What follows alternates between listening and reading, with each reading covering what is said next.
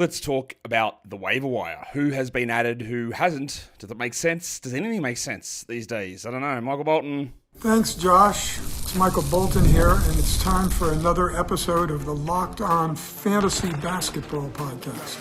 Let's get to it. Let's get to it, indeed. You are Locked On Fantasy, your daily NBA fantasy podcast. Part of the Locked On Podcast Network, your team every day. Hello and welcome to the Locked On Fantasy Basketball Podcast, brought to you by Basketball Monster. My name is Josh Lloyd, and you're joking, right? I'm also the lead fantasy analyst at basketballmonster.com, and you can find me on Blue Sky, joshloyd.bsky.social, on Twitter at redrock_bball, on TikTok at redrock_bball, and on Instagram at Locked On Fantasy Basketball. Today's episode is brought to you by Game Time. Download the Game Time app, create an account, and use the code LOCKEDONNBA for $20 off your first purchase. Also, get across to LockedOnDaily.com for the best newsletter on your favorite team. Maybe you want to look at the Locked On Mavericks newsletter, or maybe you want to look at the Locked On Lakers newsletter. They might have some interesting stuff going on. Check out their channels as well, by the way. I know that I haven't checked the Lakers one, but I know the Mavs Luka reaction video went absolutely bananas. And that is it's something that happened. It is something that happened. But we're here to celebrate Elmo's birthday as we look at the fantasy basketball waiver wire. We did a whole show yesterday on the Luka AD trade, and of course, we're going to have differing opinions on that trade as it moves forward. And because we can't judge anything at the moment, because not only is Luka injured, but Anthony Davis is injured. And now every player on the Mavs is apparently injured today. So we just got no idea until these guys return what actually happens. And even today, without Luka waiting for players to return, there's a million guys out. So it's all over the place. But I will issue this reminder to you guys. It's the trade deadline week. Save your moves. Save them. There is an exception. Now, I said if a big trade goes down and something opens up, we look at it. I don't think a Max Christie is worth that ad. I actually think Christie's spot in Dallas is worse than he was in LA. Jaxson Hayes is interesting. Now, this is part of the reason why I say keep all your moves. Because you'll say there won't be four guys useful enough to grab at the deadline. And there's everyone in my league competing, and all of that is 100% true. But I would grab Jaxson Hayes right now. Because at the moment, he's going to be the Lakers starting center. He's probably going to play 30 minutes a night, 28 minutes a night, whatever it is. All right, and be somewhat useful.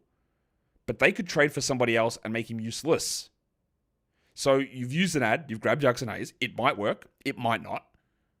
But you've used it, and then you've got the other moves left. Whereas if you add and you wait and you've used these moves just for streaming ideas, you can't then grab someone and then pivot off them to somebody else.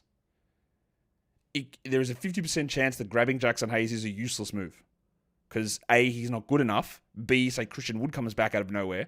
C, they run small. Or D, they trade for somebody else. But it could work. But if it doesn't, you could just move off of him onto somebody else. That's why you have the extra moves. It's not to get 4 new players. Because I don't have this many streaming spots. Not the point. It's to cycle through to find the right guy if necessary. Because a trade can happen, then another trade usurps it, and then you just move through them all. That is why. Let's look at the most added players over the last 48 hours using our data across at Basketball Monster. The number one most added player there is Jose Alvarado in New Orleans, and I think it's worth adding. There is uncertainty. What if Brandon Ingram returns and they go with CJ, Trey, Brandon Ingram, Zion Williamson, Yves Missi, all right, and Jose comes off the bench? What if they decide CJ McCollum is our full-time point guard and Jordan Hawkins starts next to him and I guess Missi comes off the bench? What if Ingram is traded and a million different pieces move in and out? What if they decide that BJ Boston is a guy they want to try out? What if Alvarado gets injured for the 30th time in the last 2 years? There's a million ways that doesn't work, but I do think he's worth grabbing and we see what happens. We see how it goes. Ty Jerome's also the second most added player. Jerome has been awesome. There is a lot there that is not going to work. I'll be very interested to see what happens today because Karis LeVert returns for the Cavs. Jerome's been shooting about 70% as well, be getting extra minutes with rests and injuries. And if there's no rests and there's no injuries and he shoots a normal percent, I'm pretty certain he's not going to be worth it. But it's okay to stream him in. Zach Ricochet, the next one, whose first game out of the last two was great. The second one was poor early on and then was okay by the second part of it. I still do not believe that he is going to be this absolute guaranteed must-roster guy, but there's been a change in ideas in Atlanta. It's not for Krejci. They went with Mohamed Gay in one game and then Dom Barlow, who I like, the Trojan, Domi Barlow, but I'm not sure that's the right move. It doesn't make a lot of sense. But Ricochet is going to get opportunities here. So if you want to have a look, have a look. And we know rookies get better. Shout out to the rookie wall as the season goes on. I still don't believe in Ricochet, but it's okay. Jaxson Hayes, we just talked about as the fourth most added player there. The next one is Sticks, Jalen Smith, who's not playing today due to illness. This is one that I have grabbed in a few leagues. I think he was available in like 2 of my leagues, and I grabbed him. I'm just going to wait to see if Vooch gets moves. I don't think he does. That's, I think, a default position is don't expect someone to get traded outside of maybe Bogdan Bogdanovic. But the upside of a clear role, and we talk about this a lot, that point guards replace point guards, centers replace centers, shooting guards could replace small forwards. That's where we get all mixed up. It's why the Max Christie thing becomes a little bit weird, right? And like losing Anthony Davis means Jaxson Hayes gets a real solid run at things. Whereas if Vooch goes, Smith starts. It's not like, well, we'll see a little bit of Patrick Williams and we'll get some Adama Sanogo and maybe they go small and Dosunmu plays the 5. Like none of that stuff's going to happen. The last one there is Luke Kennard, who, sure, like I get it. With Ja Morant out, he is worth having. Long term, I'm not really, but Morant misses every second game, so maybe. On Yahoo, which uses a less than 24-hour reporting period, the number one most added player there is Gershon Yabusele, whose last game was really good. The 2 previous games of that were pretty poor. And we've just seen this all the way through, that he starts and Embiid and Drummond are not there, and he has a good game, and he has 2 bad ones, and he has a good one, he has 2 bad ones. And overall, he gets to be like the 100th, 110th best player, which is fine without being exciting. The next most added player is a very interesting stash, and again, we're watching this closely today, Matas Buzelis, because he played 26 minutes last game. He blocked a lot of shots, and they've been putting him as the 6th man in each of the last 3 games. Now, it does help that Levine is out, and they're just re-maneuvering their rotation, but it makes sense if he's playing well. They're leading towards him a little bit to have a crack. I like it. Yahoo's next one is Brandon Clark, who was really good last game. He's a stream sort of a guy. Derek Jones also putting up some good numbers, and with Chris Dunn sidelined, Norman Powell out as well for today's game. It makes a little bit of sense. I don't see the long-term vision there, but that's okay. Patrick Williams, I guess that's because they played today. Like, I'm not going to be super excited about that. And Max Strus also, it's going to be intriguing with Levert back. Does that impact Strus's overall minutes upside? But he's totally fine to be considered as a rosterable player at this point, or at least a streamable player more specifically. Fantrax uses a 7-day reporting period, and that's where you get some weird things, because the number one most added player there is Josh Okogie, which I guess made sense.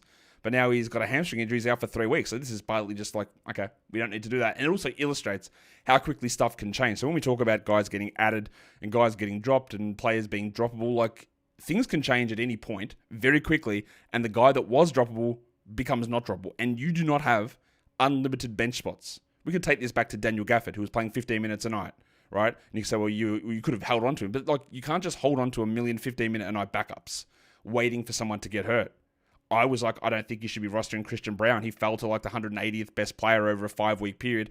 And then he shot well, and then Westbrook got injured. So his minutes are up. All right? So those 2 things, I think, are... And you can argue whether Brown was droppable. That's okay as well. But it's more that as soon as one little thing happens, the value of a player adjusts so quickly. The next most added player is Brandon Pajemski on Fantrax. Yeah, I don't know. Look, I'm monitoring it. He's not pushing into a 30-minute role at this point, but we monitor it. Vasa Micic, who with LaMelo Ball out was worth an ad, and then he got hurt. So, yeah, not sure we need to hold on to that until we get a diagnosis on it. Torian Prince, who's providing okay numbers with Portis out, but nothing absolutely exciting. Dylan Brooks, they've got a great schedule, 5 games this week. Brooks is very up and down, we know this. And the next one is Vit Krejci, who I very much thought they would just continue to start, but they lost Jalen Johnson permanently, and they said, all right, now you're not starting anymore, which, again, doesn't make any sense to me, but that is the decision they made. And now not only does he not start, he plays like 15 minutes a night. So, yeah, that's an easy drop, even though a week ago, it made sense to add Vit Krejci. And again, that is just how quickly this stuff can change. Today's episode is brought to you by the Game Time app. When you are looking for tickets for your next big event, it might be concerts, it might be a comedy show, it might be the return to Dallas of Luka Doncic in a revenge game later on. Who knows? Game Time Picks makes getting those tickets even easier. With Game Time Picks, the app does all the hard work for you. It curates the best deals, so you don't have to waste time searching through endless ticket listings. The curated deals make it super simple to find great tickets at a great price. No more sifting through thousands of options, and the seat view features fantastic. Before you even hit the buy button, you can see exactly what it's going to look like in that particular seat at the venue, and it's all covered with Game Time's lowest price guarantee. If you find a better deal somewhere else, they'll refund 110% of the difference. Plus, your tickets are guaranteed to be delivered on time with easy cancellation options if something comes up. So take the guesswork out of buying tickets with Game Time. Download the Game Time app, create an account, and use the code LOCKEDONNBA for $20 off your first purchase. Terms apply. Again, create an account and redeem the code LOCKEDONNBA for $20 off. Download Game Time today. Last minute tickets. Lowest price guaranteed. So let's take a look at guys who have been dropped. And a lot of these are going to be pretty obvious. We'll move through them pretty quickly. On Basketball Monster, the most dropped player is DeJounte Murray. Troy's Achilles is out for the season. We know this.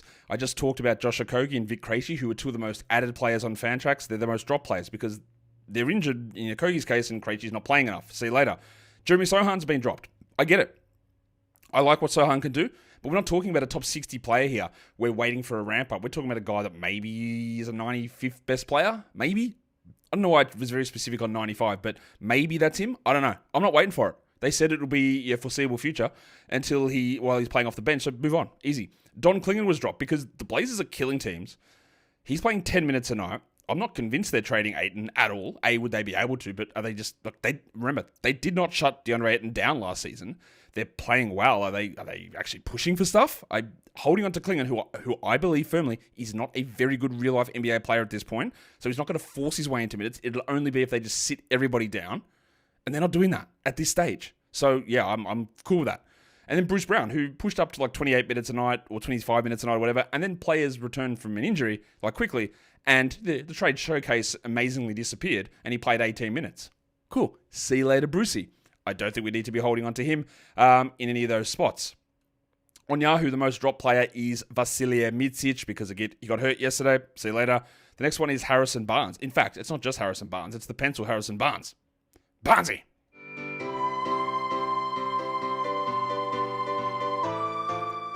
And yeah, because we saw it. He had a nice little run of games, and then yesterday he was bad, and that is what Barnes does, so you can move on. Grayson Allen was dropped. He is a schedule stream sort of a player on the Suns. Things might change if trades go down, whatever. He's not a guy that you just need to hold on to. Wendell Carter most dropped. Easy drop. Not a question with that whatsoever. With Goga back and starting, there's just not enough for Wendell to do. Cason Wallace, the Hong Kong Mattress, he was dropped. His production is really just steals. B, he got hurt last game as well. And the next one's Isaiah Joe, which people, I guess, were just streaming in because the Bronco was out. But instead, we got 40 points from Aaron Wiggins, which, don't be shocked if you get 36 points from Isaiah Joe in the next game. But guys like Joe and to a lesser extent Wallace, they're just guys where you just say, I'll try it when they play in a game, and then you move on after that. I think all that's relatively straightforward. And on Fantrax, again, we're looking at the 7-day reporting period. The number one most dropped player there was Cole Anthony, but he was pretty good yesterday.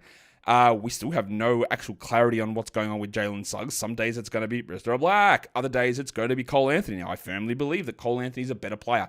I didn't know that they would use Cole Anthony as much because Paolo and Franz are back. But, let's be fair. Paolo is playing like he's the worst player in the NBA at the moment. So maybe they do need a little bit of efficient creation from Cole. He's a stream guy. Pig Williams is the next most dropped player. Yep, Hartenstein's back. We drop him. Brandon Miller's out for the season. Drop him. Probably hurts to see that Aaron Wiggins is the fourth most dropped player there after his big performance there. But literally nobody could have predicted that. It's impossible for you to have thought that even with Jalen Williams out, that Aaron Wiggins would go for 40. Impossible. He has started many games, and none of this has happened before, so it makes sense. Derek Lively, we don't expect him back anytime soon. And then Luke Kennard, one of the most dropped players. Again, because you use him, and then Morant comes back, and you drop him, and then Morant goes out, and you re-add him. All of that adds up to me. In terms of when I look at must-roster guys, I don't want to cover the names that I just talked about because I've gone into depth about a lot of these plays, but these are just guys that I believe are sitting on too many waiver wires, like over 60% of waiver wires. And I just think for at least the short term, we want to make sure they're on the roster. I don't have massively high hopes for these players, but Nikola Jovic at the moment is playing really well. There are going to be dud games. There are going to be weird minute games at times, but he's doing enough to remain a must-roster guy. I'll put Tamani Kamara there as well. Now, I'm not a big Kamara guy, as you're well aware, because I think his upside can be limited, but He has raised that upside. He's raised his ceiling. He's playing 1 million minutes. They are leaning everything into him for whatever reason it is, and they'll limit Scoot or they'll limit Sharp, which again seems weird, but they are doing it. So at the moment, Kamara he has changed my mind on him, and he looks solid enough to be a nice hold for now. And the other one is Dosunmu. With the uncertainty, well, Zach Levine's not there. With the fact that Patrick Williams moved to the bench and Dosunmu was starting anyway, he's a guy to hold. Now, again, he's very similar to Kamara to me that I don't think there's very high upside. But he can at least produce at a solid level right now. We'll see what happens if Lonzo Ball does play 28 minutes tonight. Somebody's going to lose out. If Buzelis does become a starter, not guaranteed at all, then somebody does lose out, and this may not hold. But for now, I think he is worth having Dosunmu, again, just as a back-end player, even though I don't have massive, long-term faith in it. The droppable list, like I just mentioned earlier, right? When we talk about someone that's droppable, you don't have to drop them. You can. If you have to make a decision, I think you'll be okay. But all it takes is one little thing happening, and a player's value can jump back up to become must roster. That's all it takes. And with the way that fantasy basketball rosters are structured, you can't just hold everyone indefinitely. You can't do it. Your bench does not allow that. You can't say, well, I've got 7 guys here that if someone gets hurt, they'll be great starters and top 80 players. You can't do that. It's impossible to do that. So it's easy to suggest this one guy as a whole, but it just doesn't happen all the time. So I've got Aaron Gordon on this list. Now, Aaron Gordon will probably have a run where he's solid. He'll have a run where he's not. But overall, the value that Gordon's going to provide, I'm just not sure that it has to be, well, I can't do anything here. I've just got to hold Aaron Gordon. I don't believe that. And the same goes for Santi Aldama, who has been pretty mid since returning from this illness, like he has. But there'll be games where he plays 28 minutes, he grabs 15 boards with 2 blocks and shoots 70% for 4 games in a row and he's a top 60 player. And then he'll go back and play 20 minutes and have 4 points. And overall, again, he's totally fine to roster. It's unbelievable to start the year. It's cooled off. He's somewhere in the middle. I would try to hold him if I could, but he's not someone of those guys where I go, yeah, that's a clear top 100 guy. You can't do anything stupid here. Klay Thompson's on the list. Now, losing Luka Doncic theoretically could mean that Klay would get more shots, but guess who hasn't been playing since Christmas? And guess who hasn't really been all that good? Klay Thompson. And somebody else comes in that position. The Mavs, remember, gain 2 players. They lose 1, they gain 2. So, yeah, Klay will have some decent streaks, and he's shooting the ball really well from 3 at the moment. There's been a couple of nice little games. But overall, is it any better than just a 3-point streamer? I don't think so. I've got Tyus Jones on this list as well. I would like to hold Tyus Jones to the trade deadline, but what he's producing at the moment, as they lean more into Booker as point guard, he's getting 25 minutes and 7 points with 5 or 6 assists, which is whatever. But how is it different to Mike Conley? It's about the same, I would say. So while I'd like to hold to see what they do they move off of Beal? Do they make other trades? Do they institute back to 30 minutes of Tyus Jones? I don't know. But what he's doing at the moment feels relatively replaceable. Wendell Carter Jr. is on this list. I talked about him already. That's an easy drop. That one is one where you have no problems at all, I don't think. And the next one is Benedict Mathurin, who, with Andrew Nembhard there, with Aaron Nesmith returning, Mathurin did start over Nesmith last game, which was interesting. I didn't know that they would do that necessarily. I wanted to check what they would do, but they did it. But there's the runway for him to be a 33-minute-a-night player who's got 25 points or 20 points or 18 points and grabbing 7 rebounds. He's not there with Nembhard and Nesmith both back. It's that ability, I don't think, is there for Mathurin. So he's an interesting stream guy. He's a solid 14-team league player, but he's definitely not a must-roster 12-team league guy in my mind. Today's episode is brought to you by PrizePicks. There is no better way to get in on the action than with PrizePicks, the best place for daily fantasy sports. They've got over 10 million members and they've given out billions in awarded winnings. PrizePicks can make it easy and fun to turn your sports knowledge into real money. Here's how it works. You just pick more or less on at least 2 player projections. And if you're right, you can win up to 1,000 times your cash. You look at assists on someone, you look at their points. You can choose those different numbers, put them together into a lineup. Easy go. And that can be done very fast. And they've got individual promos as well, like their Taco Tuesday promo, where you get discounted player projections for even more value. So download the app today and use the code LOCKEDONNBA for $50 instantly after you play your first $5 lineup. The code is LOCKEDONNBA. That is $50 instantly after you play your first $5 lineup. PrizePicks, run your game. Okay, let's go through some more little waiver wire things just in case you were wondering. Save your moves this week. Save them. You only got a couple of days to go. I know you've got an itchy trigger finger. save your moves this week. Hot players. These are all guys. Yes, there's some guys that I've already mentioned that would be in this top 100 list, but these are all players that currently over the last week are top 100 per game players. And number one there is Cole Anthony. I just realized I talked about him earlier and I shouldn't have included him, but that's okay. He's the 87th ranked player. The big sneeze, Precious Achiuwa is the 88th ranked player. There's been some blowouts involved in that. There's been now there's an injury to OG Anunoby as well. So I don't have the severity of that Anunoby injury, but what we saw is it wasn't McBride that got the boost, it was Achiuwa. So if you are considering adding the big sneeze, I don't mind that. I don't love him as a player, very obviously, but if OG is going to miss time and I am worried about a sizable absence, I would be considering Precious as an ad. Eric Gordon's the 91st ranked player. I mean, cool. I definitely don't trust that, but like when we talked about Klay Thompson and streaming in threes, why can't Eric Gordon just do something similar? He can. This is what I mean about Klay not being a must-roster guy, is that you can find these players anywhere. Dylan Brooks is the 95th ranked player. We've gone over him already. 5-game week. Love it. Steph Castle, 96th. He's still very inefficient. He still can't shoot from the field or from three. Even his free throw shooting is bad. And that's a discussion you need to have with yourself and your team. But if he's going to play 30 minutes and they're going to, for some reason, make him the highest usage player on the team, which again is, I do not understand it at all. I do not understand making him this high usage guy over Vassell. At times over Wemby. That doesn't add up to me. But it's happening. And there's going to be inefficiency problems, and his defensive stats aren't always great, and he's a poor rebounder. There's a lot of things that I don't love about his game, but he is playing well. So if you want to stream him in, go for it. And the last one is Isaiah Collier. Now, he didn't quite make the top 100, but I wanted a sixth name on here, and he's 105th. Now, you'll say, but he's not actually. He's 270th, Josh, in straight 9K rankings. That's cool. That's why Giannis is a top 60 player. Yeah, he turns it over. Yeah, he can have some bad shooting numbers, although they've been pretty okay. The last 3 weeks or so, his shooting numbers have been fine. And I just don't believe in a category league that you just leave 8 assists on the wire.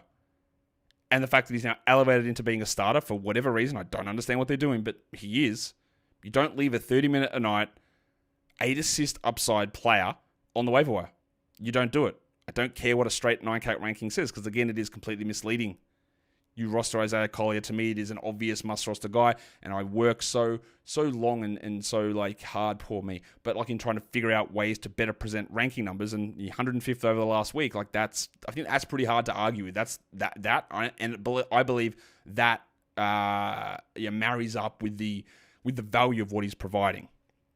In terms of guys who are injury replacement players at the moment, got 4 names I want to give to you, with Luka Doncic not available yet in LA and Max Christie gone, and AD obviously not there.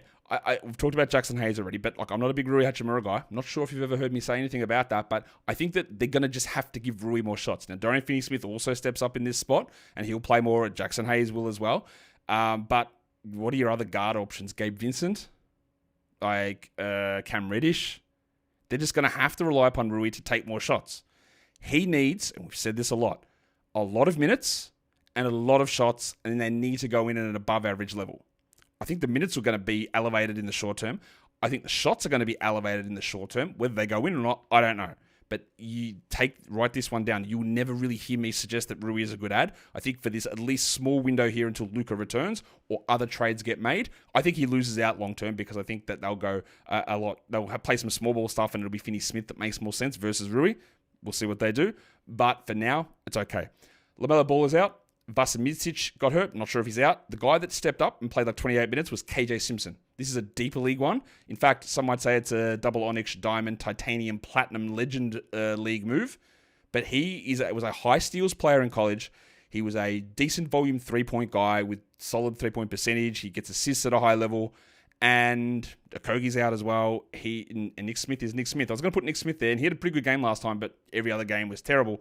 This is just one to watch KJ Simpson, one for those deeper leagues. It wouldn't shock me if he starts to give Isaiah Collier type lines.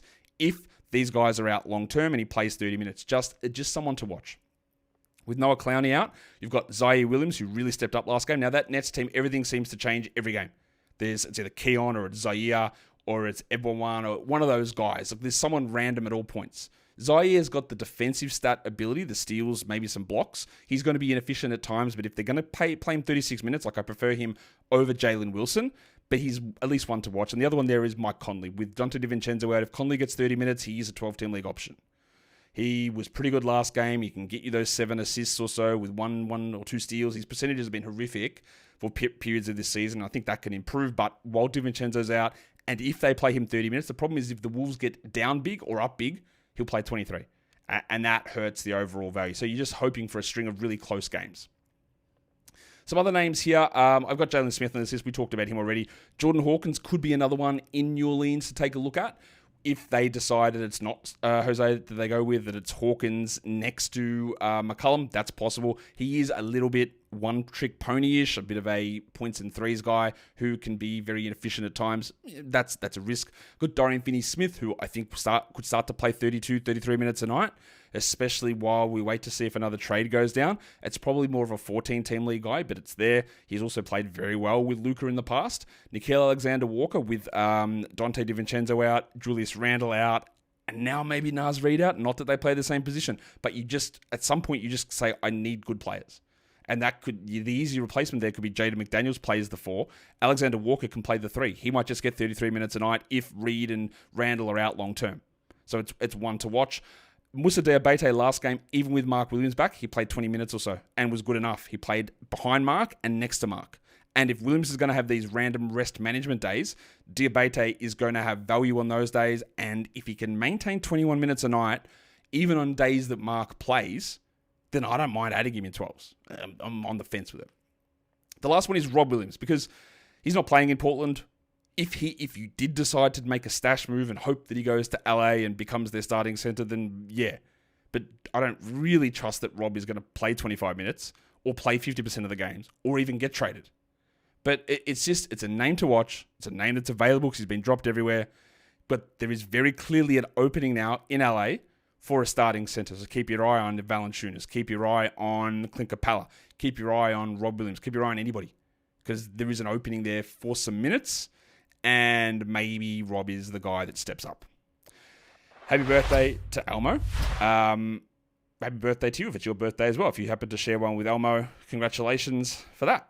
Hit the thumb on this video. Get ready for the live trade deadline show. If big deals go down, we'll do our best to get some immediate reaction shows out over the next four days or so. So be on the lookout for that. The best way to know that is to subscribe and turn the notification bell on. But also, just again, there's always going to be something weird that happens, isn't there? So like if you do something that's a bit weird, if you do something that go, well, what did I do there? Just think Nico Harrison just traded Luka Doncic. I can't be all bad. Guys, we are done here. Thank you so much for listening, everyone. See ya.